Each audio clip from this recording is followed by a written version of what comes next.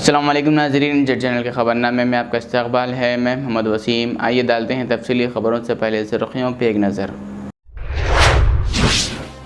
वज़ीर आला ने कहा कि हुकूमत ख़वातीन को सिर्फ फलाही स्कीमों की मुस्तहिक़ नहीं बल्कि असासियों की मालिक और कारोबारी शख्सियत और मईशत की रहनुमा बनाना चाहती है। वज़ीर पूनम प्रभाकर ने कहा कि भारत के पहले वज़ीर आज़म जवाहरलाल नेहरू की खिदमत को कम करके देखना दुरुस्त नहीं। इन्होंने कहा कि आज़ादी के बाद मुल्क को खुराक, रोज़गार और तरक्की की कई चैलेंजेस का सामना था, जिससे निपटने के लिए नेहरू जी ने शोबों की मजबूत बुनियाद रखी। वज़ीर जुब्बल्ली कृष्णा राव ने कोल्हापुर में इंदिरम्मा हाउसिंग स्कीम के तहत घरों की तामीराती कामों का जायज़ा लेते हुए हुक्काम को हिदायत दी कि तमाम मंजूरशुदा घरों की तामीर जल्द से जल्द शुरू की जाए। रियासती वज़ीर अक़लियती बहबूद अज़हरुद्दीन ने सऊदी अरब के मदीनाबाद हादसों में जाँ बहक होने वाले अफराद के अहल खाना में ज़ेर इल्तवा एक्स ग्रेशिया चेक्स तक़सीम किए। रियासती वज़ीर ए लक्ष्मण कुमार ने कहा कि जगतियाल ज़िला में धान की ख़रीदारी में कोई बेज़ाब्तगी नहीं हुई। इन्होंने कहा अगर अपोजिशन अपने इल्ज़ामात साबित कर दे तो वो वज़ारत से इस्तीफ़ा देने के लिए तैयार हैं। रियासती वज़ीर वाकटी श्री हरी ने हाल ही में कर्नाटक से दोबारा राज्यसभा के लिए मुंतखब होने वाले कांग्रेस सदर से मुलाकात करके इन्हें गुलदस्ता पेश किया और मुबारकबाद दी।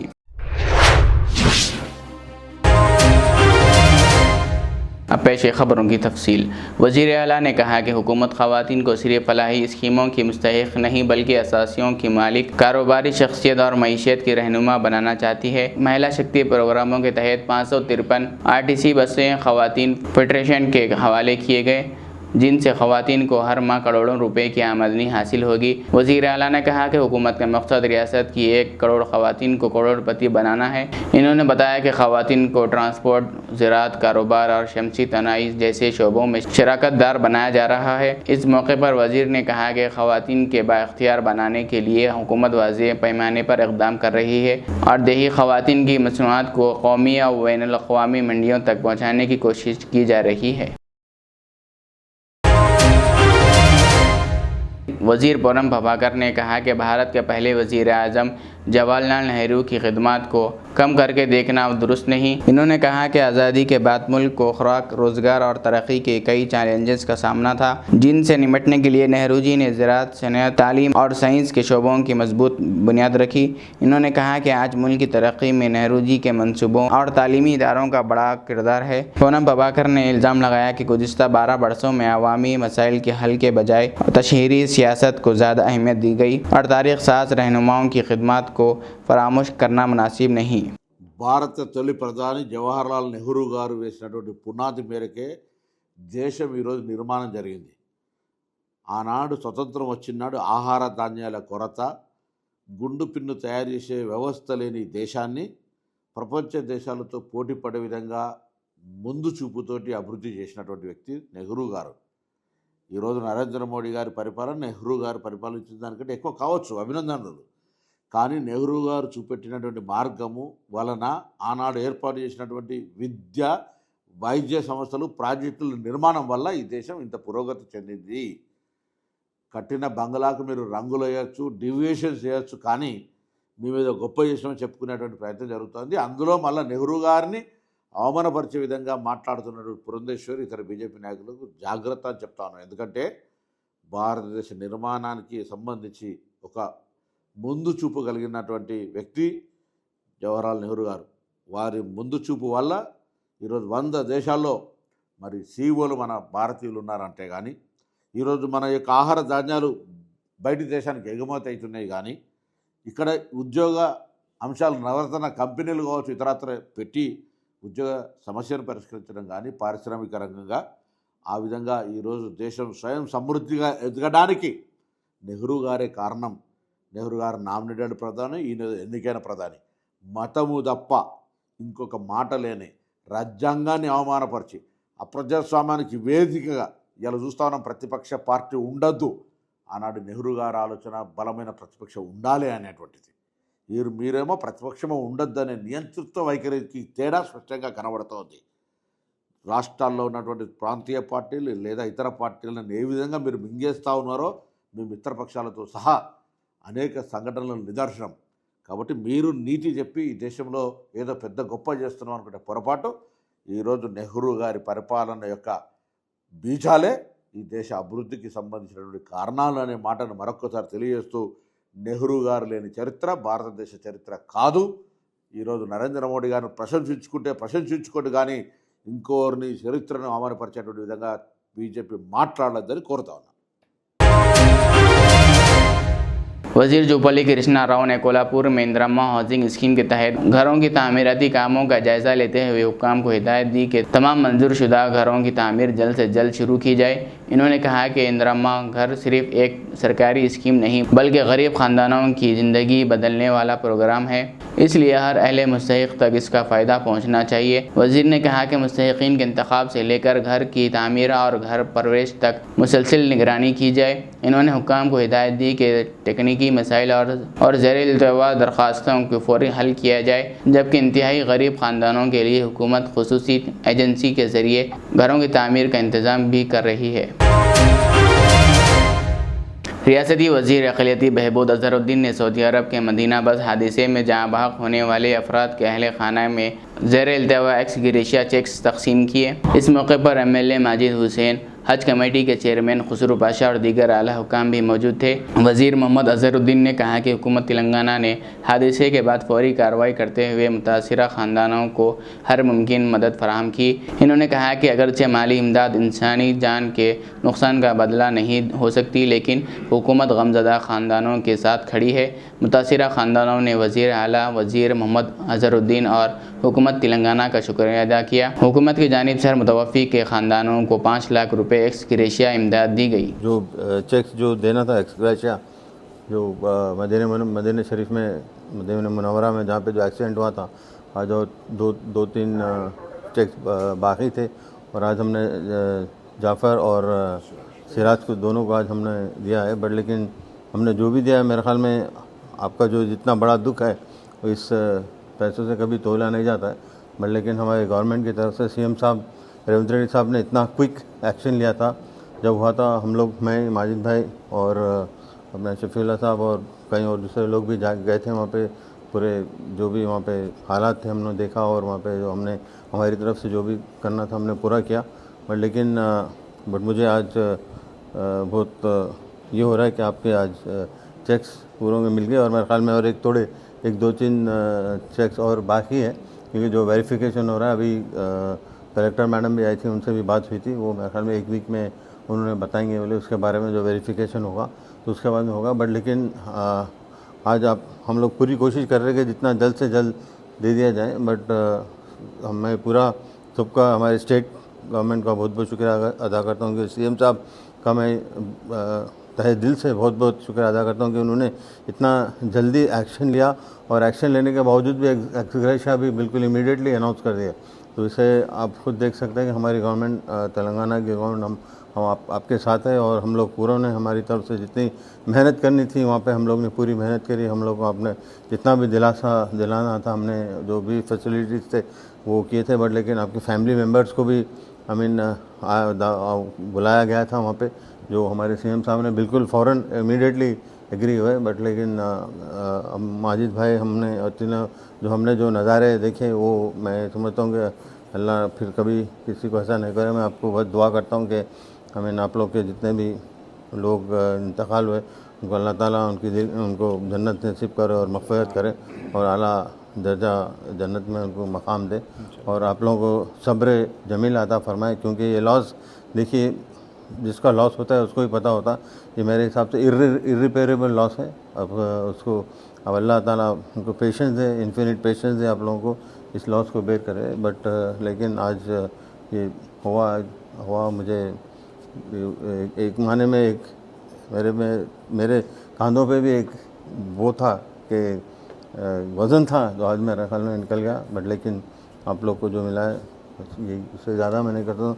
माजिद भाई अगर आप कुछ बोलना तो ज़रूर बोल सकते हैं। चेयरमैन साहब बोल सकते हैं। अस्सलाम वालेकुम, मेरा नाम सिराजुद्दीन है और जो मेरे चेक्स पेंडिंग थे वो मेरे को आज माजिद भाई और अज़हर भाई, हमारे शफीउल्लाह साहब और हमारे चेयरमैन साहब का शुक्र अदा करता हूँ और हमारे सीएम साहब का भी शुक्र अदा करता हूँ कि जो भी मेरे चेक्स पेंडिंग थे अब तक जो भी मेरे को रुकावटें हुई थी इंशाल्लाह दे दी है आज, और जो भी बाकी के पेंडिंग है इंशाल्लाह 1 हफ़्ते में देने के लिए हमारे अज़हर साहब भी बोले। और मैं सबका शुक्रगुज़ार हूँ कि अब मैं इतने हार्ड टाइम से गुज़र रहा हूँ, फिर भी ये लोग मेरे को समझ के जो इतना हेल्प करें, ख़ास करके मैं स्पेशली थैंक्स मैं अपने भाई माजिद भाई हो गए, अज़हर भाई हो गए, शफीला साहब भी है, हमारे हज कमेटी के सारे लोग हैं जो मैं तदफीन के टाइम पे भी लोग इतनी हेल्प करें, उसको कभी उसके लिए तो कितना भी शुक्रगुज़ार करूँ तो मैं कम हूँ उसके लिए। शुक्रिया।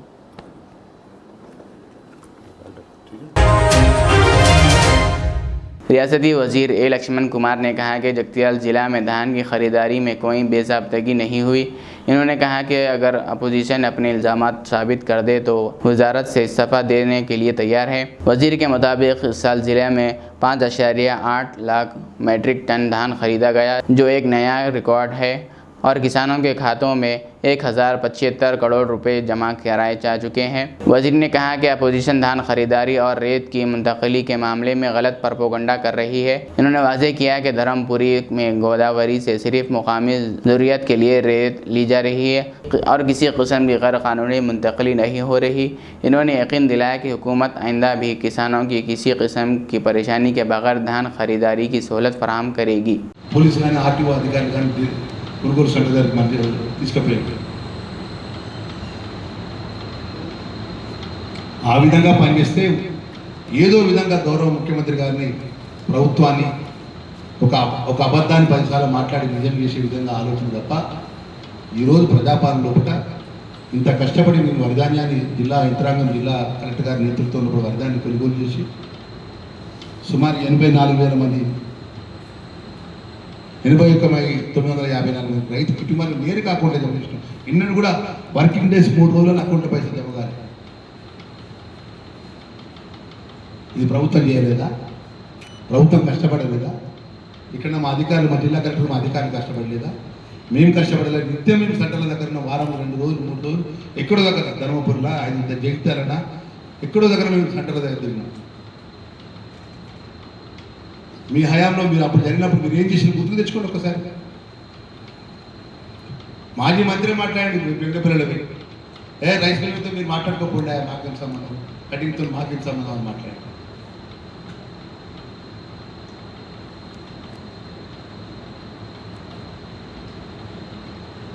రాబోయే రోజులు కూడా రైతులందరికీ మనవి చేసుకుంటున్నాం.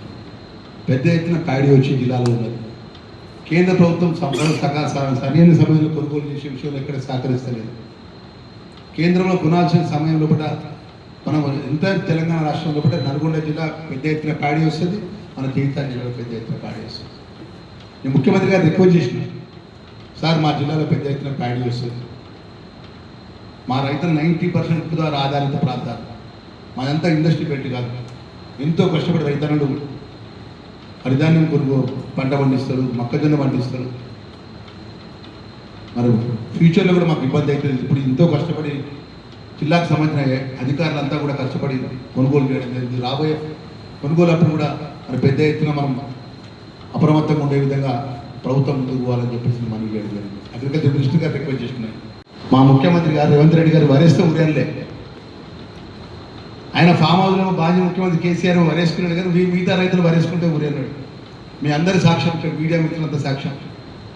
ఆ రోజు వడ్ల కొనుగోలు కాడ 5 కిలోలు 10 కిలోలు మొరబెట్టుకుంటే ఏ ఒక్క టీఆర్ఎస్ పార్టీకి సంబంధించినప్పుడు ఈ మాజీ మంత్రి కోపరేశ్వర్ ఏ సెంటర్ కాడికి వచ్చేనా? మీరు సాక్ష్యం. ఎన్నిసార్లు ఇక్కడ నుంచి మేము ఎన్నిసార్లు అధికారులతో, జిల్లా కలెక్టర్ గారు కానీ, మా జిల్లా అధికారులు కానీ, మా ఎమ్మెల్యే నేను కానీ ఎన్ని రివ్యూలు మీటింగ్ చేసినాం, ఎన్నిసార్లు మేము మిల్లలు పిలిపించుకొని మాట్లాడినా మీరు సాక్ష్యమా కాదా? వాళ్ళది 2014 నుంచి 18 నుంచి 23 వరకు వాళ్ళే రాజులు, వాళ్ళే మంత్రులు కదా. అడవులుగా కటింగ్ అవుతుంటే, అడవులుగా చూసుకుంటా అంటే ఏ రైతు దగ్గరికి పోయి, ఏ వడ్ల కొనుగోలు దగ్గరికి పోయి మాట్లాడి, ఏ మిల్లర్ దగ్గరికి పోయి మాట్లాడి అన్లోడ్ చేయించిండా, ఏ అధికారాన్ని రోడ్డు వచ్చి మాట్లాడిందా? అప్పుడున్న జిల్లా కలెక్టర్ గారు, అప్పుడున్నటువంటి అధికారులు గారు సాక్ష్యం మీరే కదా. ఇలా 125 కోట్లు ఎంత అంటారు? 125 దోపిడీ అంటారా? 127 కోట్ల. ఇప్పుడు ఒకటండి, గులాబ్ గారి కండవ కప్పుకున్నారు. దోసుకోవడం తీసుకోవడం వాళ్ళు పెట్టేట్టు. ఆ విధంగా పాపం పింక్ కలర్ కండవ కప్పుకోగానే జీవన్ రెడ్డి గారు కూడా అదే ఆలోచన పడ్డాడు. కొప్పలేశ్వర అయితే వాళ్ళకు శాశ్వతంగా ఊత పదం పచ్చకాములలో పూరతే పచ్చ కనబడుతుంది. నేను చెప్తున్నా కదా, ఈ జిల్లాలో వడ్ల కొనుగోలు మీద దోపిడీ జరిగినట్టు నిరూపిస్తే రాష్ట్ర మంత్రిగా నా పదవికి రాజీనామా చేయడానికి సిద్ధంగా ఉన్నా. జీవన్ రెడ్డి కానీ కొప్పులీశ్వర్ గారు కానీ, జీవన్ రెడ్డి గారు కొప్పులీశ్వర్ గారు రుజువు చేస్తే దమ్ము ఉంటే రుజువు చేయమని చెప్పి అంటున్నా. మీరు ఏ ఫార్మాట్ ఇవ్వమంటే ఆ ఫార్మాట్ ఇస్తారు.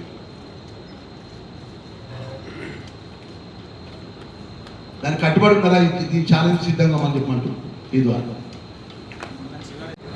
ఇక పొద్దుగా లేచి సాయంత్రం దాకా ముఖ్యమంత్రి మీద మాట్లాడడం, ప్రభుత్వం మీద మాట్లాడడం, మా మీద మాట్లాడడం, మళ్ళీ ఏమంటాడు ఇసుక గురించి మాట్లాడతాడు.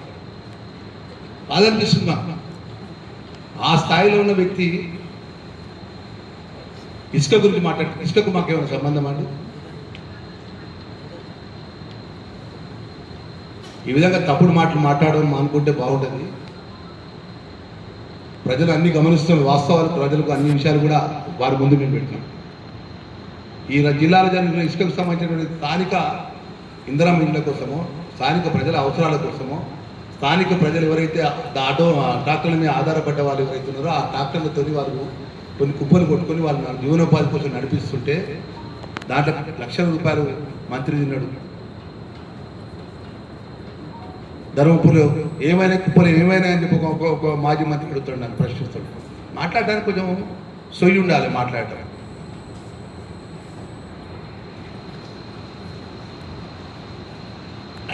ఏమన్నా అంటే తప్పులు చేసి దేవుని పేరు చెప్తున్నట్టు. మీరు దేవుని పేరు మీరు చెప్పాల్సిన అవసరం లేదండి.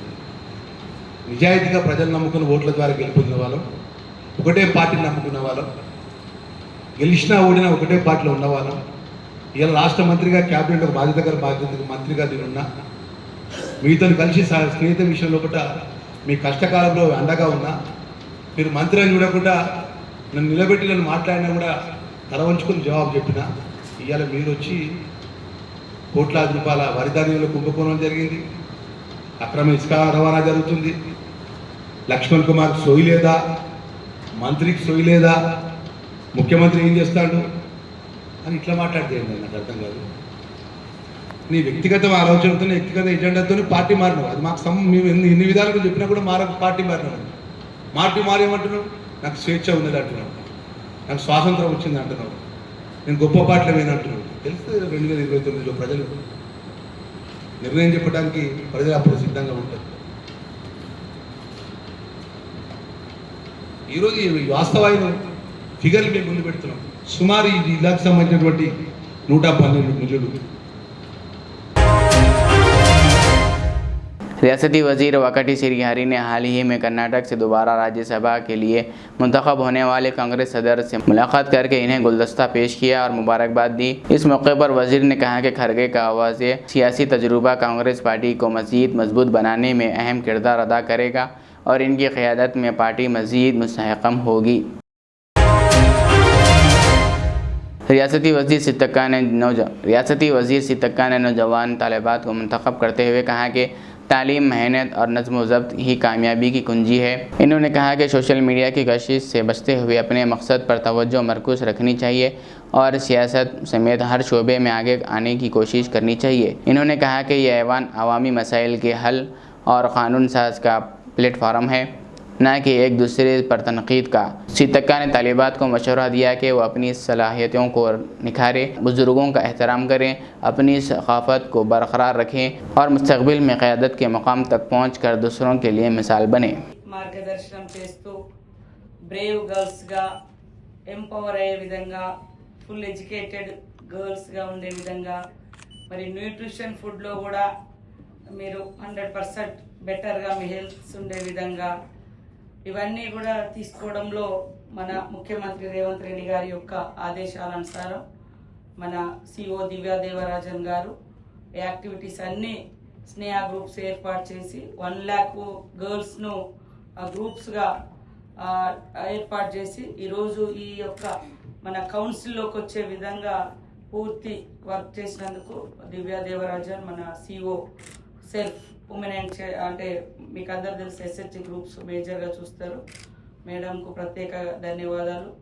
మా సెక్రటరీగా చాలా సంవత్సరాలుగా పనిచేస్తున్న అసెంబ్లీ సెక్రటరీ గారు, ఇప్పుడు మన మండలి సెక్రటరీగా ఉన్నటువంటి చారి గారికి, అదేవిధంగా వేదిక మీద ఉన్న వర్గీస్ గారు అండ్ ఆల్ గర్ల్స్ అందరికీ కూడా గుడ్ మార్నింగ్ తెలియజేస్తా ఉన్నాను.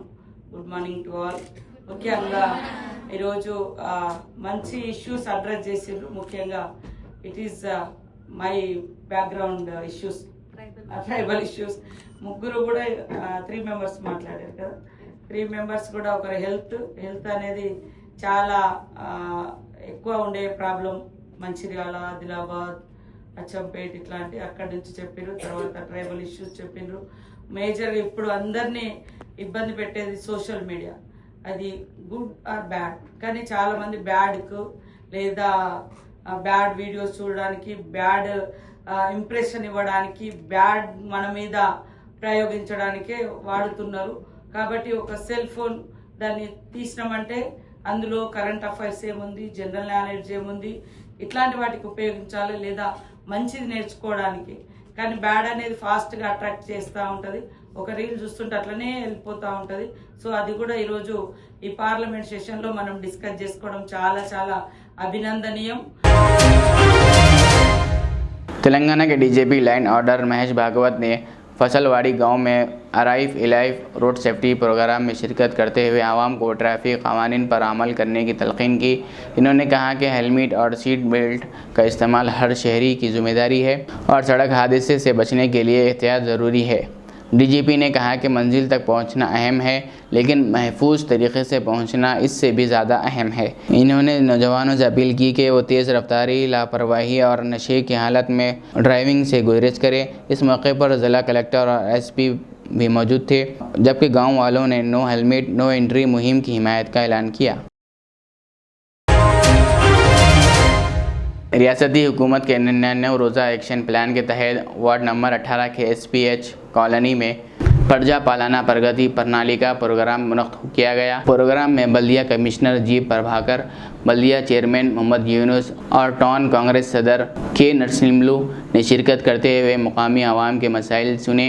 इस मौके पर आवाम ने drainage, CC road, street lights, पीने के पानी की फराहमी और पेंशन दरख्वास्तों से मुताल्लिक़ एक याददाश्त पेश की। हुकाम ने मसाइल के जल्द से जल्द हल की यकीन दहानी कराई। प्रोग्राम में वार्ड काउंसलर कविता, अशोक कुमार और बड़ी तादाद में मुकामी शहरी भी मौजूद थे। कविता, अशोक अन्न కొంచెం సమస్యలు ఉంది అని మా దృష్టికి చెప్పినారు. మేము తప్పకుండా అంచెలంచెలుగా ఆయన ఆదేశాల మేరకు మేము అన్ని పని మాకు 5 సంవత్సరం ఉంది, దానికి మనం పూర్తి చేస్తామని నేను ఆయన ద్వారా ఆయన ఆదేశాల మేరకు నేను హామీ ఇస్తూ మీ అందరి ముంగట మేము అల్లా విధంగా 20 అవర్స్ అన్న ఎప్పుడు హైదరాబాద్లో ఉంటే మా ప్రవీణ్ గారు, రోజన్ గారు మళ్ళా నాకు చెప్తే తప్పకుండా మా ఆఫీసర్లకు నేను అప్పుడే ఫోన్ చేసి అన్న వాటిలో ఇక సమస్యలు ఉన్నారు, మీరు పోయి కొంచెం తెలుసుకొని అది త్వరగా నేను 1 గంట 2 గంటల పూర్తి కావాలి అని నేను అప్పుడే అన్న ఆదేశాలకు నేను పదంగా నేను చెప్తూ పని చేసుకుంటూ వస్తున్నాము. మనకు ఇంకా మాకు అదే ఆదేశాలు ఇస్తారు, ప్రజల్లో మధ్య ఉండాలి, ప్రజలకు సేవ చేసుకో ఉండాలి అని మాకు మా ఎంపీ గారు, మా ఇన్ఛార్జ్ చంద్రశేఖర్, అందరూ మా ఉజ్వలన్న గారు, గిరిధరన్న గారు, అందరూ మా పార్టీ పెద్దలు తన్వీర్ గారు అందరూ మాకు ఆదేశాలు ఇస్తారు. మీరు ప్రజలే మధ్య ఉండి మా కౌన్సిలర్ మీటింగ్ నేను పెడితే మా కవిత అక్క పదే వార్డ్ సమస్యలు చెప్తారు. నేను రాసుకొని నోట్ చేసి అన్నీ మేము నాలలు, రోడ్స్, డ్రైన్స్, వాటర్ ప్రాబ్లం పదే మేడం చెప్తారు. నేను మాతో ఉంది అది ఎస్టిమేట్ చేసి మా అశోక్ అన్న నాకు చెప్తారు. మా ఎంపీ గారు ఇప్పుడే అన్న చెప్పినారు, ఎంపీ సార్కి చెప్పి ఎస్టిమేట్ చేసి అన్ని పని చేద్దామని. తప్పకుండా అశోక్ అన్న మేమందరు మీతోనే ఉంటాము, మీ సమస్యలకు పరిష్కారం చేస్తారు. మీరు अशोक अन्ना को मेरा आज डेट रखे हैं, जो भी हमारी जिम्मेदारी हमारे काउंसलर साहब भी मेरे को बार अशोक साहब, हमारे कविता मैडम हर मीटिंग में वार्ड डेवलपमेंट के लिए बात करते हैं और हम उसको 5 साल का मौका है आहिस्ता आहिस्ता। और ये ग्राम पंचायत था पहले हमारे म्यूनसिपालिटी में मिलकर म्यूनसिपालिटी गया है। हमारे काउंसलर पहले कविता मैडम है, हम उनकी बात और उन्होंने आज आप वोट डालने से आप उन्होंने जीतने के बजाय एक मेरे को भी उन्होंने बहुत एक जैसे कि मैं आप ये तो गवर्नमेंट प्रोग्राम है नहीं बताना मगर मजबूरी है मैं बता रहा हूँ। हमारे अशोक साहब एक इसके हिस्सेदार थे, उन्होंने मेरे को एक आप मेरा जब मौका आया तो मेरे को भी उन्होंने एक आशीर्वाद दिए और मेरे को भी चलो आप रहे तो भी बेहतर रहता। मैं सबके उनका भी मैं शुक्रिया अदा करता हूँ जो मौका देकर सब लोगों ने मुझे काउंसलर मुझे चेयरमैन बना गया है। मैं भी उनकी बात रखते हुए हर बात की मैं उनको रिक्वेस्ट करता हूँ कि हम सब मिलकर हम पार्टी को कोशिश भी दो मगर हम काम करेंगे सबके बीच। अभी थोड़े वार्डों में मैं अभी जाकर आया हूँ कि नाली साफ नहीं कर रहे, ना ड्रेन बनाए ना रोड बनाए, तो हाँ तो बहुत जगह ऐसा टूटा हुआ है तो उसके तरफ थोड़ा तवज्जो देके ये डिसिल्टिंग का काम तो इमीडिएट करना। खैर तुम नाली बनाने के लिए थोड़ा टाइम लेते होंगे और बात है लो, लेकिन अभी बारिश का मौसम है ये है और ज्यादातर क्या है हमारे पास थोड़े एरिया में पानी का मसला बहुत है। वहाँ पे यहाँ के पीछे माजिद पान साहब के पीछे पर आप आगे करें उसके लिए आपको बहुत बहुत धन्यवाद। और आपका हमारे खाली सब लोग खुश है, थोड़ा काम करें उस तरफ। और यहाँ पे क्या है ना ये अपने चर्च के पास एक बोर की जरूरत है, वहाँ पे भी थोड़ा बहुत हमारे थोड़े गरीब लोग हैं वहाँ पे बसे हुए, उनका भी थोड़ा मसला हल करना वहाँ पे भी है। और ज्यादातर हमारे पास यहाँ पे जो बसे हैं हमारे लोग को प्लाट नहीं है, ये लोग कहीं तो भी आजू बाजू गाँव से या अपने कौन सा गड़ी से आके थोड़े बसे तो है, इससे पहले आके वो लोग थोड़ा दरख्वास्त दी है। उनका क्या है बोले तो उनको घरा नहीं है, कई काम करने वाले रोजगारी करने वाले उन लोगों को प्लाट भी होना और घर भी होना। मतलब मेजर इशू क्या है हमारे पास रोड का ड्रेन का है, उसके बाद थोड़ा गरीब लोगों को घर का है, पेंशन थोड़े लोगों को है। अब उन्होंने थे ना अभी कहाँ गए उन्होंने बड़े नहीं उनको घर नहीं है, उनको बच्चे नहीं है, कुछ भी नहीं है, दोनों बुढ़ा बुढ़ी है, बहुत तकलीफ में वो लोग। उनको ऐसे लोगों को कुछ पेंशन करना और उनको ये क्या बोले तो घर प्लॉट देना, घर देना चाहे थोड़ा मेरा आपसे दरख्वास्त है कमिश्नर साहब, मी इద్దరికి చెప్తున్నా కొంచెం స్పెషల్ దీని మీద ఇంట్రెస్ట్ పెట్టి దీన్ని కొంచెం దీన్ని తొందరగా అన్ని సమస్యలు పరిష్కరించాలి అట్లా అని చెప్పి మా దగ్గర మొత్తం పెద్దోళ్ళే ఉన్నారు ఇంకా చిన్నోళ్ళు కూడా ఉన్నారు, అన్ని విధాలుగా అన్ని రకాలుగా చూడండి। నా వంతు ప్రయత్నం చైర్మన్ సార్ నా వంతు ప్రయత్నం ఏమైనా ఉన్నా నేను ఎంపీ గారి ద్వారా నిధులు ఈ మా ప్రజల మధ్యనే చెప్తున్నా, నేను కూడా తెచ్చి మా చైర్మన్ గారి కృషి తీసుకెళ్లి మరి పూర్తి చేస్తామని మీకు హామీ ఇస్తూ మరి మీరు ఈ వర్షాకాలంలో ఉన్నాం కాబట్టి అంటువ్యాధులు రాకుండా జాగ్రత్తలు తీసుకోవాలి। మరి మన పరిసరాలను అన్ని కూడా మనం శుభ్రంగా ఉంచుకునే ప్రయత్నం చేయాలి। మరి మీ ఇంటి ముందుకు వస్తున్న ఆటోకు మాత్రమే ఆ చెత్త ఇచ్చి చెత్తను ఎక్కడంటే పడేయకుండా దయచేసి మా తోటి ఉద్యోగులకు మీ ఇంటి ముందుకు వస్తున్న మున్సిపల్ ఉద్యోగులకు సహకరించాలని చెప్పి కోరుకుంటూ మరి అదే విధంగా మీ ఇంటి ముందు ఖచ్చితంగా ఒక ఇంకుడు గుంతను ఏర్పాటు చేసుకొని నీటిని మనము పొదుపు చేయడానికి కృషి చేయాలని చెప్పి కోరుకుంటూ మరి అదే విధంగా మున్సిపల్ నుండి సప్లై అవుతున్న వాటర్ ఏదైతే ట్యాప్ ద్వారా మనకు మంచినీటి సరఫరా ఉందో మరి మనకు అవసరం ఉన్నంత వాడుకొని మిగతా వాటిని వృధా చేయకుండా మరి ఆ నీటిని ఇప్పుడు ఇందాక మేము చూసాము ఆయన వాళ్ళు వాడుకున్నారు ఇంట్లో నల్ల ఇచ్చిపెట్టిపోయారు, ఆ నీరంతా వృధా అవుతుంది। కాబట్టి అట్లా కాకుండా మీరు అందరూ కూడా ఎవరి వంతు ప్రయత్నం వాళ్ళు చేసుకుంటూ ప్లాస్టిక్ వాడకుండా ఎవరికి వాళ్ళు మనము జాగ్రత్తలు తీసుకుంటే అనారోగ్యానికి గురి కాకుండా ఉంటాం। కాబట్టి ఇంకో విషయం SIR ఈ voter Hyderabad Mumbai bullet train road को जहीराबाद से गुजरने के मुतालिबे पर मुनक़्क़दा कल जमायती कुल मेज़ कॉन्फ्रेंस में मुख्तलिफ सियासी समाजी और अवामी तंजीमों के नुमाइंदों ने शिरकत की, इजलास में रुकन असम्बली मानिक राव और साबिक रुकन पार्लियामेंट बीबी पाटिल भी मौजूद थे। कायदीन ने कहा कि जहीराबाद एक अहम सनती और तेज़ी से तरक्की करता हुआ शहर है, इसलिए बुलेट ट्रेन रूट में इसे शामिल किया जाना चाहिए। इजलास में मुत्तफ़िक़ा करारदाद मंजूर करते हुए हुकूमत से मुतालिबा किया गया कि जहीराबाद को मंसूबे में शामिल किया जाए। रहनुमाओं ने ऐलान किया कि ज़रूरत पड़ने पर अवामी तहरीक, एहतजाज और दीगर जमहूरी तरीक़ों से इस मुतालबे के हक़ में मुश्तरका जद्दोजहद की जाएगी। మీడియా మిత్రులకు నమస్కారం। ఈరోజు జహీరాబాద్కు అన్యాయం జరుగుతున్న సమస్య ముందుగా బుల్లెట్ ట్రైన్ అనేది జహీరాబాద్ ప్రజలకు ఆశ చూపించి హైదరాబాద్ నుంచి సంగారెడ్డి నుంచి జహీరాబాద్, బాంబేకి సోలాపూర్ పోలేదని చెప్పడం జరిగింది। దాన్ని మరి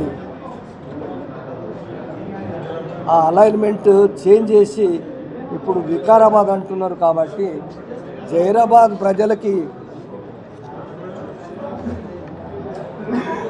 కేంద్ర ప్రభుత్వం మాపై దాయితాలంచి మా జహీరాబాద్ ప్రజలకు అన్యాయం జరగకుండా చూడాలని కోరుకుంటున్నాం। ముఖ్యంగా గౌరవనీయులు పెద్దలు ప్రధానమంత్రి గారు మొన్న హైదరాబాద్లో తెచ్చిన మీటింగ్లో వారే చెప్పడం జరిగింది, 2000 కోట్ల పైన నిమ్స్లోని స్మార్ట్ సిటీ గురించి, నిమ్స్ డెవలప్మెంట్ కావచ్చు, స్మార్ట్ సిటీ కావచ్చు, మరి ఇక్కడ అభివృద్ధి చేస్తామని వారే చెప్పడం జరిగింది। కానీ మీరు ఏదైతే ఈ బుల్లెట్ ట్రైను అలైన్మెంటు జహీరాబాద్ నుంచి వికారాబాద్కు మార్పి చేస్తున్నారో అది కరెక్ట్ కాదని మా యొక్క రిక్వెస్ట్। ఎందుకంటే జహీరాబాద్ రాబో దినాలలో ఏదైతే మీరు నియమించి ఇచ్చిరో రాబో దినాలలో ఇండస్ట్రియల్ హబ్గా కాబోతున్నదని మీరే చెప్పారు। కానీ ఇప్పుడు ఆ ఇండస్ట్రియల్ హబ్కి కావాల్సిన ట్రాన్స్పోర్టేషన్ రోడ్ ద్వారా కానీ, రైల్వే ట్రాక్ ద్వారా కానీ, లేదా మరి ఎయిర్ ద్వారా కానీ, ఈ రకంగా మరి సముద్రం అయితే లేదు। కానీ ఉన్న ఒక రైల్వేని జహీరాబాద్ నుంచి ఈ బుల్లెట్ ట్రైనును నడిపించాలని మా యొక్క విన్నపం। గౌరవ ప్రధానమంత్రి గారికి మా రిక్వెస్ట్, సార్ మా జహీరాబాద్ ఏరియా మరి ఏదైతే నిమ్స్ అని అన్నారో ఇంచుమించు 12,635 ఎకరాల భూమిని పేద ప్రజలు మీకు అది మరి ఆ యొక్క భూమిని కూడా నిమ్స్కి ఇవ్వడం జరిగింది। దాన్ని మరి నిష్ప్రయోజనం కాకుండా మీరు డెవలప్మెంట్ చేస్తామన్నారు కాబట్టి ఆ డెవలప్మెంట్ త్రూ మరి రోడ్ కానీ, రైల్ కానీ ఈ రకంగా డెవలప్ అవుతుంది కాబట్టి ఆల్రెడీ మరి 100 ఫీట్ రోడ్ కూడా వేయడం జరిగింది। అది బుల్లెట్ ట్రైన్ వస్తే కూడా ఇంకా తొందరగా డెవలప్ అవుతుంది కాబట్టి దయచేసి నేను ప్రధానమంత్రి గారిని, రైల్వే మినిస్టర్ గారిని కోరుతా ఉన్నాను, దయచేసి మీరు జహీరాబాద్ గురించి ఒకసారి ఆలోచించండి। మరొకసారి ఈ అలైన్మెంటు వికారాబాద్ కాకుండా ఆల్రెడీ వికారాబాద్కు లైన్లు ఉన్నాయి, ఆల్రెడీ వేరే ట్రైన్స్ ఉన్నాయి, కానీ ఇక్కడ 3 మరి రకాలుగా కర్ణాటక, తెలంగాణలో జహీరాబాద్, సంగారెడ్డి ఈ రకంగా ఈ ఎంపీలు ఉన్నారు కాబట్టి ఈ 3 ఎంపీలు మీరు కూడా మాట్లాడవలసిందిగా మరి జహీరాబాద్ ఎంపీని, సంగారెడ్డి ఎంపీని, అదేవిధంగా బీదర్ ఎంపీ గారికి కూడా నా విన్నపం, మీరు దయచేసి అలైన్మెంట్ చేంజ్ చేసి జహీరాబాద్ ద్వారా మరి ఈ ఒక బుల్లెట్ ట్రైన్ కూడా వేయించాలని పార్లమెంట్లో మీరు మాట్లాడాలని కోరుకుంటున్నాను। सभी प्रेस मीडिया को बहुत बहुत नमस्कार। आज का जो मीटिंग का विषय है कि जहीराबाद से अलाइनमेंट चेंज होने का, इसके बारे में बात करना चाहता हूँ। डेफिनेटली सबसे पहले तो केंद्र सरकार को मेरी तरफ से अपने जहराबाद के तेलंगाना के लोगों को इसी तरह से धन्यवाद देना चाहता हूँ कि उन्हें निम जैसा इंडस्ट्री हमारे जहराबाद को दिए और रिसेंटली बहुत सारे फंड्स भी अपने को रिलीज़ किए हुए हैं। लास्ट 10 तारीख के प्राइम मिनिस्टर के प्रोग्राम में 3,600 रुपये का फंड हमारे जहराबाद को 2,600 रुपये का फंड जहराबाद को देने का काम किया। इसके पहले भी इंडस्ट्रियल डेवलपमेंट के लिए इसमें स्मार्ट सिटी के लिए पैसे देने का काम किया है। डेफिनेटली उसके साथ ही बुलेट ट्रेन जो हमारे को मिल रहा भारत सरकार को, उसके लिए धन्यवाद देना ज़रूरी समझता हूँ। आज का जो सब्जेक्ट है वो हम इसके बारे में टेक्निकल रेलवे डिपार्टमेंट के और कंसर्न डिपार्टमेंट से बात करके बताए हुए कि जहराबाद में स्टॉप रहने से रेलवे डिपार्टमेंट को बुलेट ट्रेन किस तरीके से इसको बेनिफिट होने वाला है, वो सभी बातें उनके सामने रखने के बाद कुछ उनके टेक्निकल सर्वे में कुछ विकाराबाद से पैसेंजर ज़्यादा है ऐसा दिखा के वो लाइन उनका सैंक्शन करने का काम किया। सो उसके बाद ही हमारा उनका मीटिंग हो गया था। वो मीटिंग में हम बताए कि अगर नीम्स अगर यहाँ पे ऑपरेट होएगा, नीम्स अगर चालू हो जाएगा, नीम्स में पूरी तरह से सैचुरेशन हो जाएगा, पूरा इंडस्ट्रीज आ जाएंगे तो कम से कम डायरेक्ट और इनडायरेक्ट 6 लाख लोग यहाँ पे आ जाएंगे। तो 6 लाख लोगों का मूवमेंट जो हैदराबाद हो या बिज़नेस के हिसाब से मुंबई हो, इसके लिए बढ़ने वाला। इसलिए डेफिनेटली विकाराबाद से जहराबाद का पैसेंजर का जो नंबर से उससे कई गुना ज़्यादा रहेंगे। तो उसके ऊपर उन्होंने कन्विंस होकर जहराबाद करने के बारे में यस बताए थे। डेफिनेटली और भी वो सब्जेक्ट लेके अभी और रेलवे मिनिस्टर्स हो या कंसर्न जो टेक्निकल लोगों के डिपार्टमेंट से बात करके और एक बार ये बात उनके साथ रखेंगे। और ये बात इसी के साथ साथ हमारे जो जहराबाद के सभी लोगों के कहने से उनका और एक बार बड़ा डेलीगेशन लेके उनके साथ जाके काम करने की कोशिश करेंगे। और केंद्र सरकार डेफिनेटली इसका फिजिबिलिटी देख के क्यों तो इसके ऊपर इन्वेस्टमेंट इतना ज़्यादा है कि कहीं आने वाले 100-150 साल के लिए इसकी सोचने की ज़रूरत है।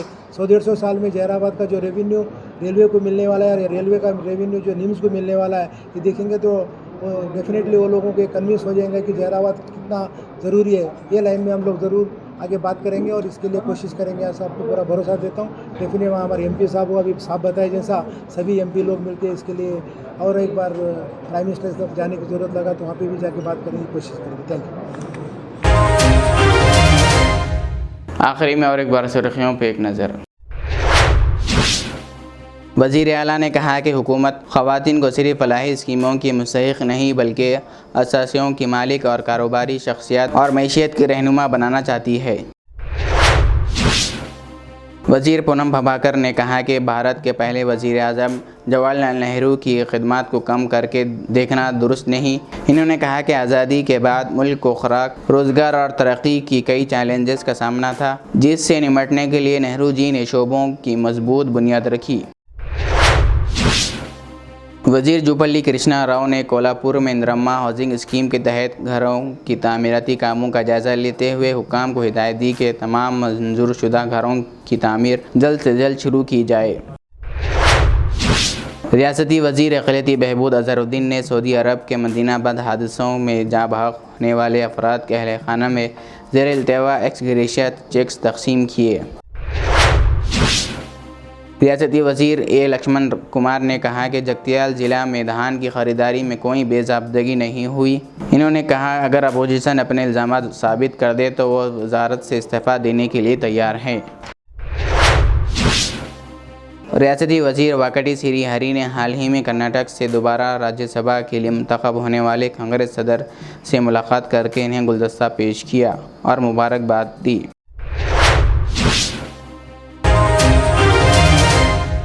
ये थी हमारी दिन भर की अच्छी खबरें। मुझे इजाज़त दीजिए। हमारे जेड चैनल को यूट्यूब पर सब्सक्राइब, फेसबुक पर लाइक शेयर ज़रूर करें। अल्लाह हाफिज़।